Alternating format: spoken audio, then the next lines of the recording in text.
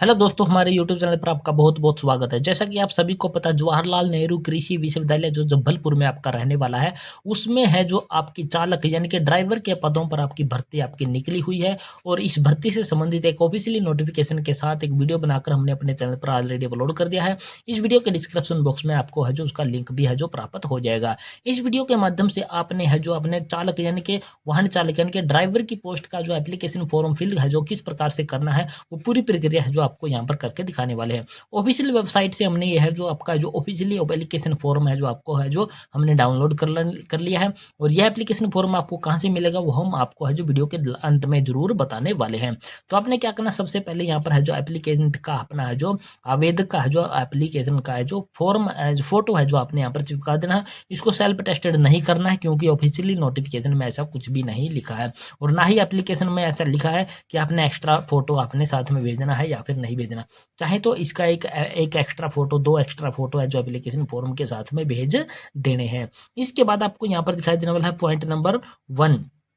यहाँ पर आपने कुछ नहीं करना। यहाँ पर क्या बोल रहा है, एक सीधी भर्ती बैकलॉग हेतु। तो आपने जिस भी के लिए भर्ती, आप सीधी भर्ती के लिए अप्लाई करने वाले तो सीधी वाले पर आपने क्या इस प्रकार से निशान है जो आपने लगा देना है। पॉइंट नंबर 2 पर आवेदक का नाम यानी कि जिसका भी ये एप्लीकेशन फॉर्म फिल कर रहे हैं उसका नाम यहाँ पर लिख देना है। पॉइंट नंबर 3 में आपने सेक्स मेल फीमेल जो भी आपका रहने वाला है वो इनमें आपने टिक मार्क है जो आपने लगा देना। पॉइंट नंबर 4 आपका पिता या पति का नाम है जो आपने यहाँ पर लिख देना है। इसके बाद आपने क्या करना है, ये जन्म तिथि आपकी रहने वाली है, यहाँ पर आपने जन्म तिथि लिख देनी है। दिनांक यानी कि जो इसकी लास्ट डेट आपकी रहने वाली है एप्लीकेशन फॉर्म की, ये आपकी है जो लास्ट डेट आपकी रहने वाली है। अब इस लास्ट डेट में से आपने है जो ये वाली है जो अपनी जन्म तिथि है जो आपने क्या कर देनी, माइनस कर देनी है। माइनस करके जब आप आओगे, जैसे कि 2025 में जब हम 2003 माइनस करेंगे तो हमारी यहाँ पर है जो 22 ईयर है जो बन जाते हैं। इसके बाद मंथ में से मंथ माइनस करेंगे तो हमारे हैं जो यहाँ पर 4 मंथ बन जाएंगे। और जब हम डेट में से डेट माइनस करेंगे तो हमारे यहाँ पर 06 इतने दिन है जो बन जाएंगे। यानी कि अपनी लास्ट डेट में से अपनी जन्म तिथि को माइनस करोगे तो आपकी ये निकल कर आपकी आ जाएगी। इसके बाद पॉइंट नंबर 6 आपको दिखाई देने वाला है जो कि आपकी कैटेगरी का है, कास्ट कैटेगरी का है। अगर आप जनरल कैटेगरी के लिए अप्लाई कर रहे हो तो यहाँ पर यूआर लिख देना है। एससी के लिए अप्लाई कर रहे हो तो यहाँ पर एससी, और एसटी के लिए एससी, ओबीसी के लिए ओबीसी, और कम आर्थिक रूप से कमजोर वर्ग के लिए इनके ईडब्ल्यूएस के लिए अप्लाई कर रहे हो तो ईडब्ल्यूएस आपने यहाँ पर लिख देना है। कैटेगरी का आपको फायदा तब मिलेगा जब आप है जो मध्य प्रदेश के मूल निवासी आप रहने वाले होगे। अगर आप अदर स्टेट के रहने वाले हो तो आपने यहाँ पर जनरल कैटेगरी में ही अपना एप्लीकेशन फॉर्म है जो फिल करना है, जो कि आपका यूआर में आपका अप्लाई वहाँ पर होगा। इसके बाद आपका आ जाता है पॉइंट नंबर 7 जो कि आप अपनी स्क्रीन पर देख पा रहे हो। पॉइंट नंबर 7 क्या कहता है, क्या आप मध्य प्रदेश के मूल निवासी अगर हैं तो ये आपने हाँ लिखना है, अदरवाइज आपने यहाँ पर नहीं लिख देना है।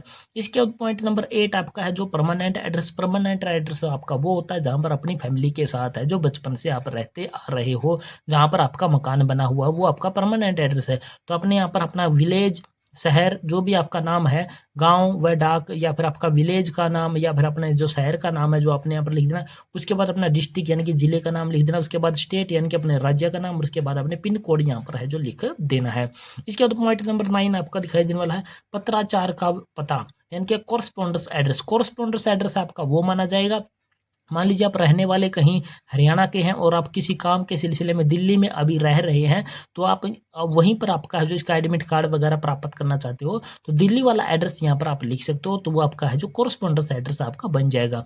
अगर आप अपने स्थान पर रह रहे हो, कहीं दूसरे स्थान पर नहीं रह रहे हो, तो यही वाला एड्रेस आप यहाँ पर भी है जो लिख सकते हैं। इसके बाद पॉइंट नंबर 10 आपको दिखाई देने वाला मोबाइल नंबर, अपने फ़ोन नंबर अपना है जो यहाँ पर पूरा का पूरा लिख देना है।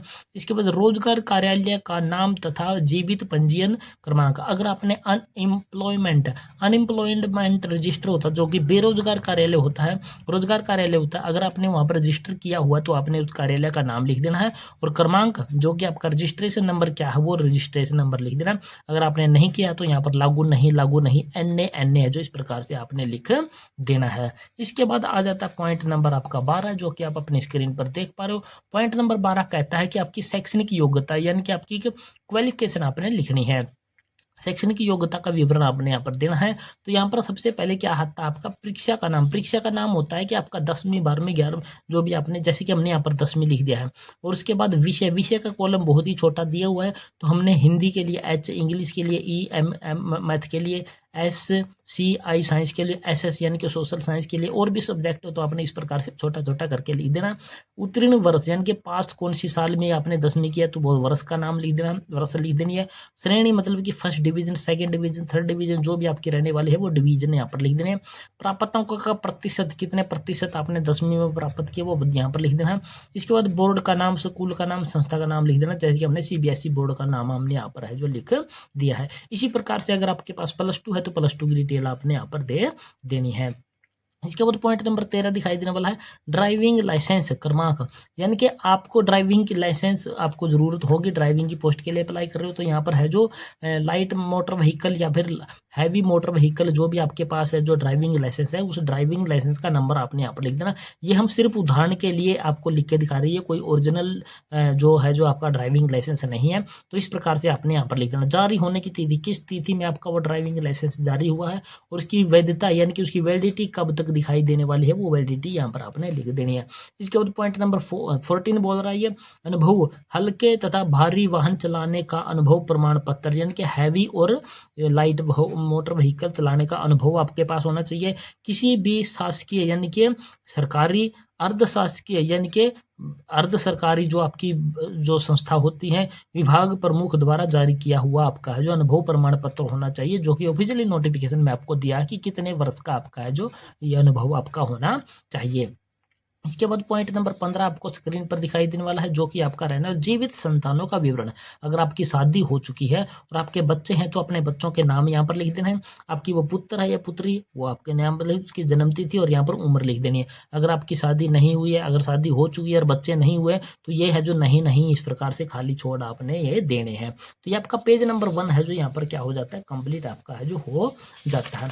इसके बाद आ जाता है आपका पॉइंट नंबर जो पेज नंबर 2, और पेज नंबर 2 की शुरुआत है जो आपकी पॉइंट नंबर 16 से होती है। पॉइंट नंबर 16 क्या कहता है, संलग्न डिमांड ड्राफ्ट, यानी कि जो आपने ये भर्ती के लिए अप्लाई करना है तो इसके लिए उन्होंने फीस के रूप में डिमांड ड्राफ्ट है जो आपसे मांगा गया है। जनरल कैटेगरी के लिए आपकी है जो ड्राइवर की पोस्ट के लिए 800 रुपये है, और जो जितनी बाकी की कैटेगरी रह गई है उनकी है जो 400 रुपये फीस इसमें रखी गई है। तो किसी भी बैंक से आपने है जो अपना डिमांड ड्राफ्ट है जो किसके नाम पर बनवाना है, जवाहरलाल नेहरू कृषि विश्वविद्यालय जबलपुर के नाम पर आपने उसका डिमांड ड्राफ्ट है जो बनवा लेना है। बैंक में जाकर के या आपका बैंक डिमांड ड्राफ्ट बनेगा, ऑनलाइन से नहीं बन पाएगा, तो आपने है जो बैंक में जाकर के ही आपने इसका डिमांड ड्राफ्ट बनवाना है। यहाँ पर बैंक का नाम लिख देना है। डिमांड ड्राफ्ट जो भी डिमांड ड्राफ्ट का नंबर मिलेगा वो नंबर आपने यहाँ पर डाल देना है। उसके बाद राशि कितने रुपए का हमने बनवाया है और यहाँ पर दिनांक किस दिन में आपने डिमांड ड्राफ्ट बनवाया वो डेट आपने यहाँ पर डाल देनी है। इसके बाद नोट, प्रमाण पत्रों की स्व प्रमाणित छायाप्रति संकलन करना अनिवार्य है, यानी कि इस एप्लीकेशन फॉर्म के साथ जितने भी डॉक्यूमेंट आप लगाओगे उनकी सेल्फ टेस्टेड कॉपी आपने इसके साथ में लगा देनी है। और डिमांड ड्राफ्ट है जो आपने ओरिजिनल भेजना और उसकी कॉपी है जो अपने पास में आपने रख लेनी है। पॉइंट नंबर 17 क्या कहता है कि संलग्न प्रमाण पत्रों की सूची, यानी कि जो डॉक्यूमेंट आप इस एप्लीकेशन फॉर्म के साथ में लगा करके भेज रहे हो उनकी लिस्ट आपने यहाँ पर बनानी, जैसे कि 10वीं की DMC हमने लिख दिया, अगर आप +2 की लगा रहे हो तो +2 की भी लिख देनी है। आधार कार्ड की कॉपी हम लगा रहे हैं, आप वोटर कार्ड की लगा रहे हो, जो भी लगा रहे हो उसका नाम लिख देना है। रेजिडेंशियल सर्टिफिकेट यानी कि आपका रिहायशी प्रमाण पत्र जिसको कि डोमिसाइल भी बोला जाता है। इसके बाद ड्राइविंग लाइसेंस आपने कंपलसरी देना है।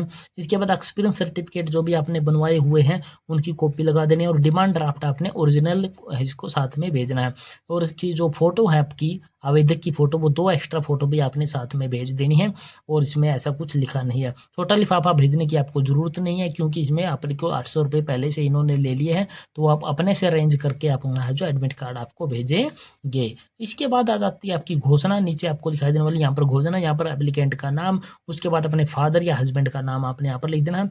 यहाँ पर जिस भी डेट में एप्लीकेशन फॉर्म फिल कर रहे हो वो डेट, और यहाँ पर अपना स्थान जहाँ के यहाँ पर रहने वाले जहाँ से एप्लीकेशन फॉर्म फिल कर रहे हो उस जगह का नाम, और इसके बाद पूरा नाम, अपना पूरा नाम इंग्लिश में लिख देना बड़े अक्षरों में, और यहाँ पर अपने सिग्नेचर है जो आपने कर देने हैं। 2 पेज का आपका है जो ड्राइविंग की पोस्ट के लिए आपका एप्लीकेशन फॉर्म आपका रहने वाले, पूरा फिल हमने करके दिखा दिया है। अब आपको इसको भेजना है। भेजने का तरीका क्या है, एक बड़ा लिफाफा आपको मिलता है जो कि बुक सेलर से आपको मिल जाएगा। इस प्रकार का एक बड़ा लिफाफा है जो कि हमने एक प्रिंट आउट निकाला A4 पेज पे, और वो आपको शायद खाकी कलर का वहाँ से प्रोवाइड करवाएं।